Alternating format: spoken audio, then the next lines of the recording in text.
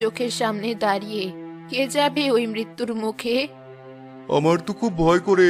আমার ছোট ছোট ছেলে মেয়ে আছে। আমিও এসব ভূতের কারবারে নেই। তার চেয়ে বরং আমরা অন্য গ্রাম থেকে জল কিনে আনবো। ছি, তোমরা পুরুষ মানুষে এত ভয় পাচ্ছ? নিজের গ্রামকে বাঁচাবে না? ঠিক আছে, কাউকে যেতে হবে না, আমি যাব। মিনা, তুই কি বলছিস? তুই একরত্তি মেয়ে, তুই যাবে ওই ডাইনির ডেরায়? আমি তোকে যেতে দেবো না। মা, আমাকে আটকেও না। জলপরি যদি বন্দি থাকে তবে তাকে মুক্ত করতেই হবে, নইলে আমাদের দেখে মরে যাবে, গ্রাম মরে যাবে। আমি ভয় পাই না। নানু, তুমি আমার জন্য দোয়া করে দাও। আমার বংশের বাতি তুই, তোর চোখে আমি ভয় দেখছি না, আগুন দেখছি।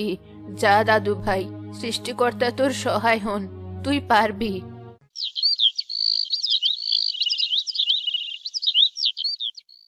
নানু বলেছিল লোহার পোড়া হলুদ।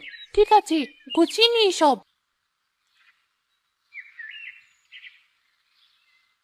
এই কাস্তিটা বেশ ধারালো, আর এর লোহাও খাঁটি। এটা কোমরে গুজে রাখি, শাড়ি দিয়ে ঢেকে রাখবো, যাতে শাকচুন্নি দূর থেকে দেখতে না পায়। এই পুটলায় নিলাম শুকনো হলুদ, একদম কড়কড়ে শুকনো। আর সাথে নিতে হবে আগুন। একটা মাটির হাঁড়িতে জ্বলন্ত কয়লা নিয়ে নি।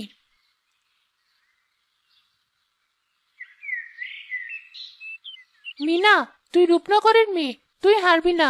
ওই শাকচুন্নিকে আর যেমন শিক্ষা দেবো যে সে আর কোনোদিন আমাদের গ্রামের দিকে তাকানোর সাহস পাবে না। বুদ্ধি দিয়ে লড়তে হবে, গায়ের জোরে নয়। মিনা, তুই সত্যি সত্যি চলে যাচ্ছিস?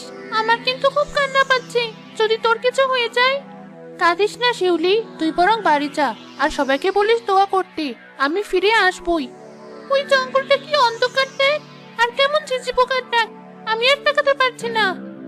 অন্ধকারকে ভয় পেলে আলো আসবে কি করে? তুই যা, আমি চললাম।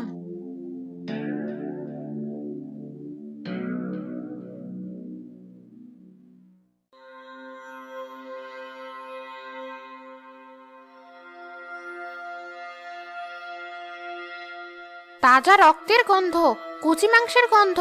কে কে আমার রাজত্বে পা দিলি? মরার শখ হয়েছে বুঝি?